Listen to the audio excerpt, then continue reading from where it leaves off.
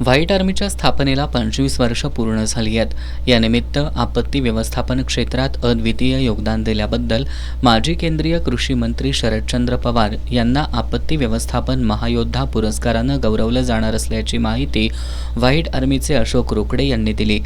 23 जानेवारी रोजी शिवाजी विद्यापीठातील Jijamata convention hall या ठिकाणी दुपारी 4 वाजता खासदार छत्रपती शाहू महाराज यांच्या हस्ते या पुरस्काराचं वितरण होणार आहे. पवार यांच्यासह उमेशचंद्र सारंगी, नितीन गद्रे, सुभाष दळवी, हेमंत परब, नंदकुमार काटकर, सर्जेराव बंडगर, राजगोपाल देवरा, दत्तात्रय मेतके, कोल्हापूर हॉटेल मालक संघ, RD पाटील कन्स्ट्रक्शन, पाटीदार समाज, सकाळ रिलीफ फंड आणि पुढारी रिलीफ फंड यांना माजी केंद्रीय कृषी मंत्री शरद पवार यांच्या हस्ते आपत्ती व्यवस्थापन योद्धे पुरस्कार देऊन सन्मानित केलं जाणार आहे. दरम्यान 22 जानेवारी रोजी व्हाईट आर्मी आणि छत्रपती शिवाजी विद्यापीठ NSS विभागाच्या वतीनं शिवाजी विद्यापीठ सिनेट हॉलमध्ये आपत्ती चिंतन आणि भविष्याचा वेध ही राज्यस्तरीय आपत्ती व्यवस्थापन कार्यशाळा घेतली जाणार आहे. सकाळी 9:30 ते सायंकाळी 5 पर्यंत ही कार्यशाळा चालणार आहे.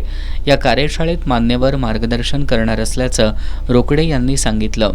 पत्रकार बैठकीला Shantaram Surve, Ujjwal Nageshwar, MB Shaikh, Pandit Kandale, doctor Amol Kodolikar, doctor Sheetal Patil उपस्थित होते.